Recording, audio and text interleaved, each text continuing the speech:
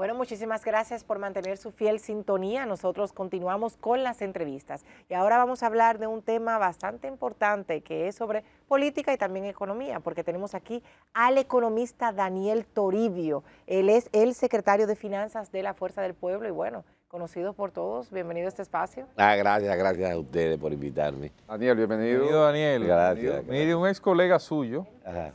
fue funcionario ministro de Economía, explicaba que se ha disparado, o en febrero de este año se disparó el gasto del gobierno en espacios como publicidad, alimentos y bebidas y otros rubros, hasta servicios de cable, de internet, Hasta ropa. hasta vestimenta. ¿Eso a qué puede deberse según usted? 2 más 2 siempre dan 4. ¿no? Hay un proceso electoral. A un tema del proceso electoral, fíjate, y yo lo digo tal vez con dolor de mi alma y con conocimiento. Yo nunca había visto, nunca en un proceso electoral, el uso tan exorbitante de los recursos del Estado en comprar voluntades. De verdad. Por ejemplo, mira, yo fui secretario de Finanzas y ministro de Hacienda, que en el fondo fue que le cambiaron el nombre. Yo nunca recuerdo que por el Ministerio de Hacienda haya pasado una pensión de la que se llaman solidaria. Nunca. Yo tengo un caso, yo siempre lo pongo ejemplo, de una persona que yo conocía, que le faltaban 6 meses para completar su periodo de pensión. Y yo lo que hice fue que lo nombré, lo contraté Para que cumpliera los 6 meses. Eso yo lo hice. Ahora, lo que estamos viendo es que gente que nunca han cotizado un solo centavo al Estado Dominicano, con pensiones de 60, 70 mil pesos, eso yo no lo había visto. Y es una forma tal vez de comprar voluntades. Y eso a mí me choca por una razón sencilla.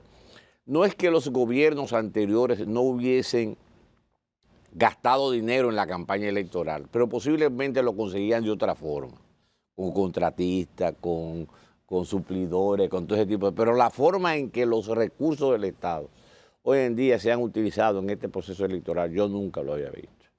Pero es algo incluso hasta incoherente porque hablamos de un primer mandatario de este país que es incluso economista, que se supone que cuando tú eres de alguna profesión, pues tu especialidad quizás se encamina en esa área y esa área es la que más se destaca. ¿Qué ha pasado? Porque nosotros hablamos aquí, esos ejemplos que usted muestra. Ahorita salimos con una cámara a la calle y la gente dice que la comida está cara.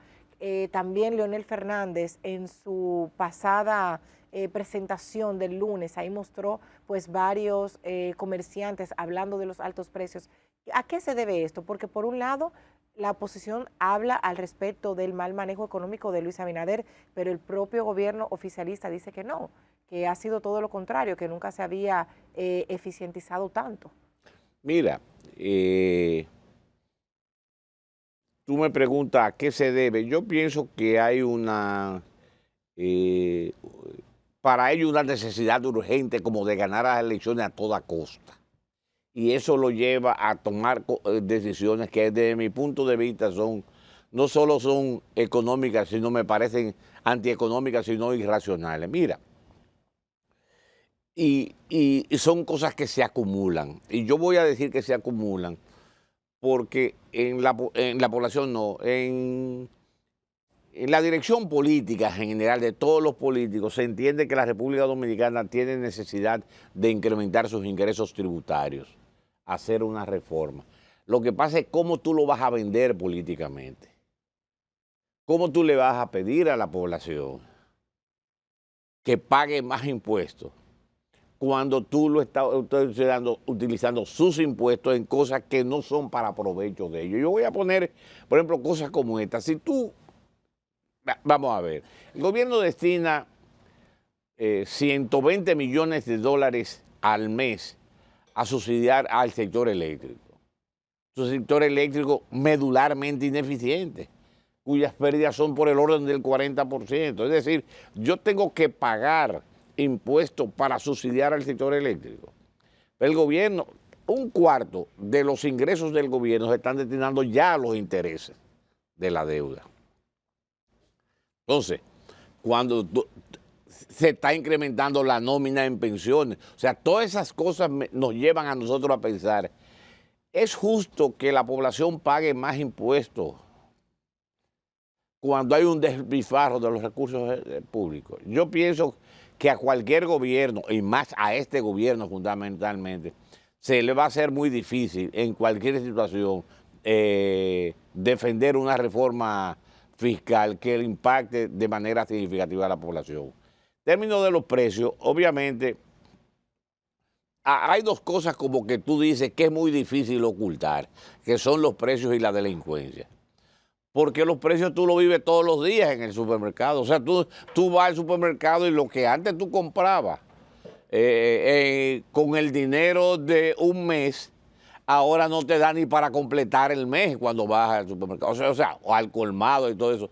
Y esas son cosas que tú no lo puedes ocultar.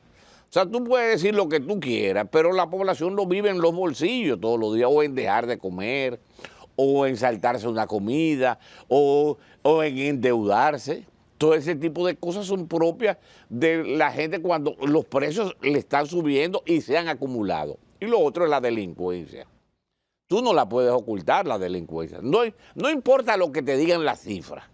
O sea, a mí lo que menos, a nosotros, a cualquier ser humano, lo que menos nos importa son las cifras. Que si bajaron o no los niveles de delincuencia, es si te atracaron o no a ti. Así es, así es. O sea, cualquier cifra es alta cuando a ti es el que te atraca o a un familiar Cuando lo tuyo. siente. Cuando lo siente. Sí. Entonces, justificar de que si se está mejorando, total, en un país donde, como hemos visto, hemos tenido desde varios intentos, hasta de un fideicomiso de la policía, un experto que se fue por la parte de atrás, el experto Vila era Pepe Vila. Pepe Vila, o sea que digo que se fue por la parte de atrás porque nadie sabe por qué se fue, cuándo se fue y qué hizo. Sí. Entonces, cuando tú esas cosas las ves, tú te das cuenta que la población, de alguna forma u otra, se ve golpeada por los precios Daniel, y por la delincuencia. Daniel, usted que sabe de economía, ¿cómo hacer o cómo venderá el gobierno el tema de la reforma fiscal, ahora que usted lo plantea? Porque usted tiene mucha experiencia en esa materia porque ha pasado por el Estado. La mayoría de los gobiernos dominicanos utilizan el dinero del Estado para financiar las campañas políticas. Y cuando termina la campaña, la recesión es muy profunda. No hay dinero. Entonces ahora vamos a terminar una campaña y entonces también se está proponiendo una reforma fiscal. Un país donde no hay dinero, se le está proponiendo una reforma fiscal. ¿De dónde saldrá ese dinero? Porque la gente no tiene un chele. Es que la verdad es para que pagarla. yo sea, nosotros estamos soy financiando de lo esa que creo, campaña. yo soy de lo que creo de que va a ser muy difícil poder vender una reforma fiscal a la población dominicana ante esta realidad.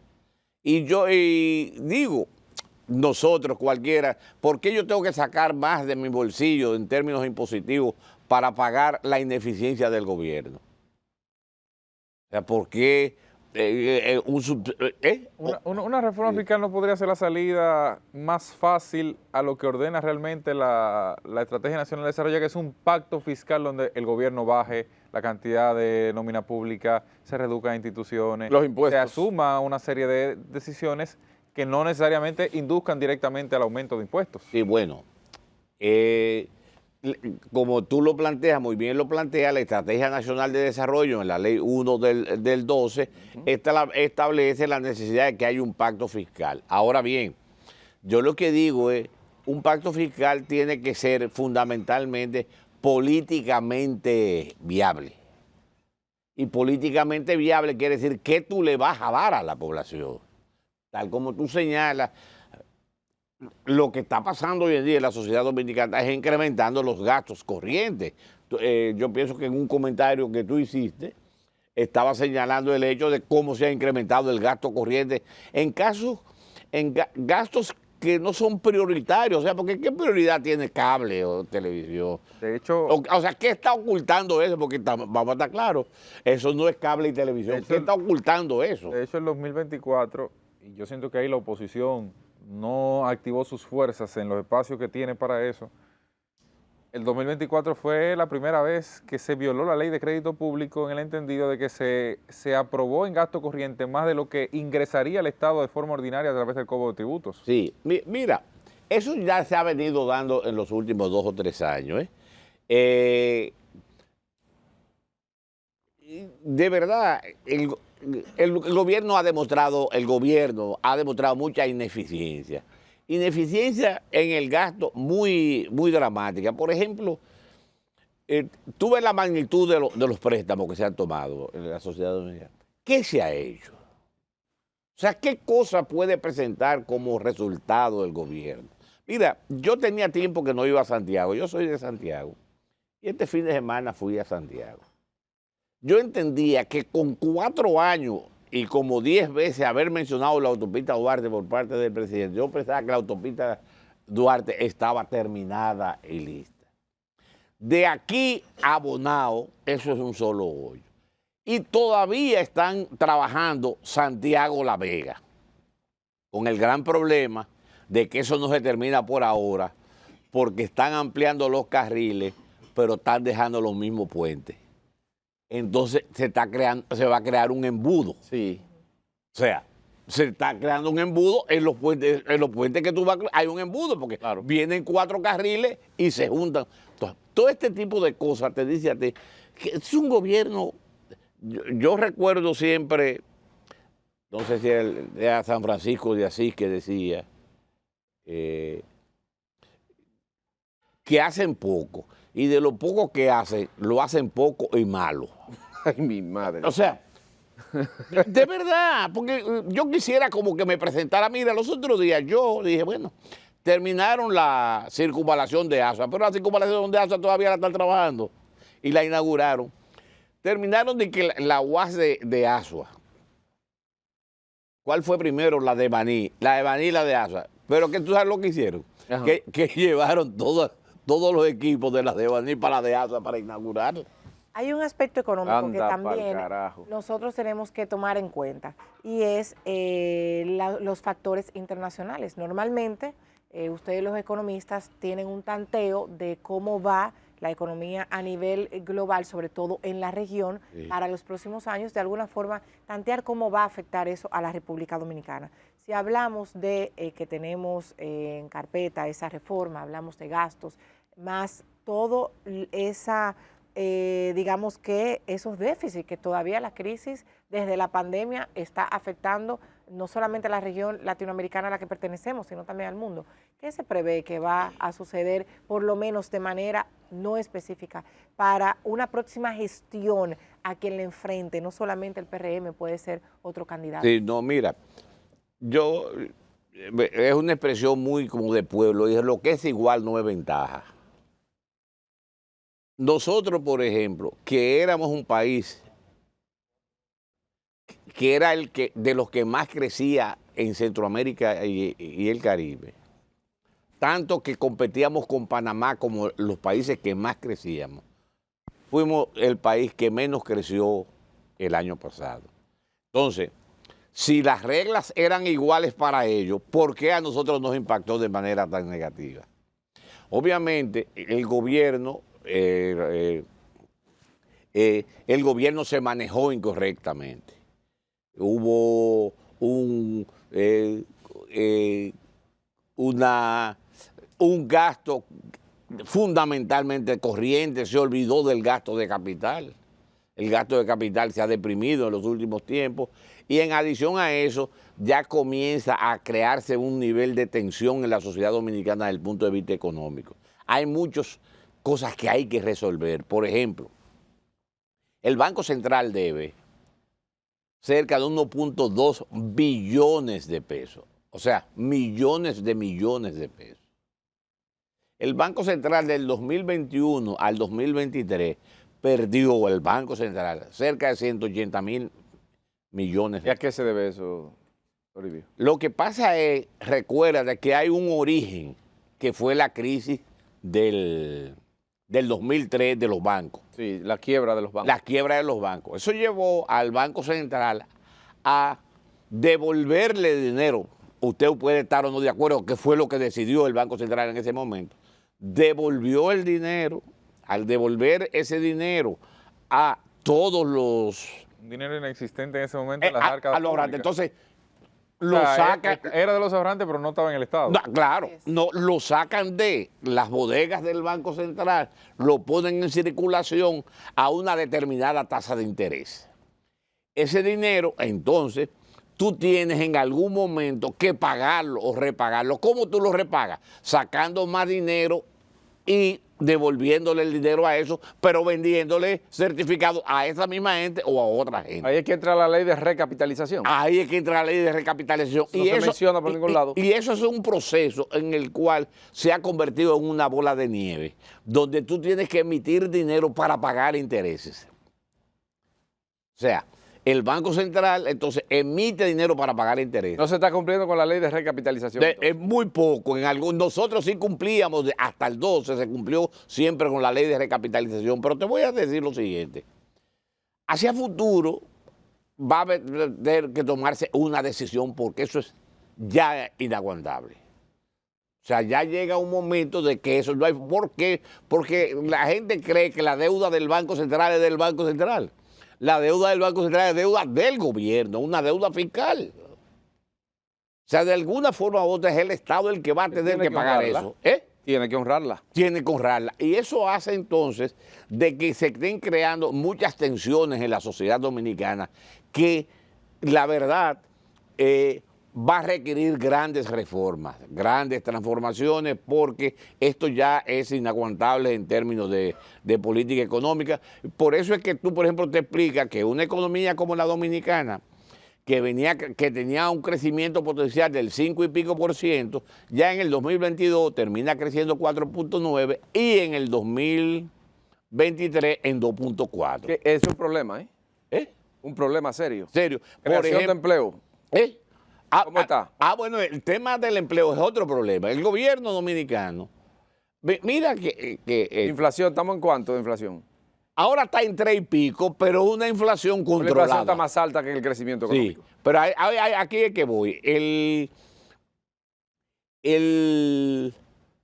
O sea, la economía dominicana, entonces, tiene problemas serios para desarrollarse en el sector agropecuario, porque ahora viene lo del DR-Casta y lo que tiene que ver con el arroz, que es un problema muy serio. El arroz impacta como en 16, 18 provincias del país y hay que buscarle solución. A esto se le ha venido dando larga sin ninguna... O sea, todavía no se ve luz al final. Se requiere una política agresiva por parte de cualquier gobierno en negociar con los Estados Unidos. Entonces se están produciendo, acumulando muchas cosas. Entonces, por ejemplo, tú estás hablando del empleo. Antes del COVID, o sea,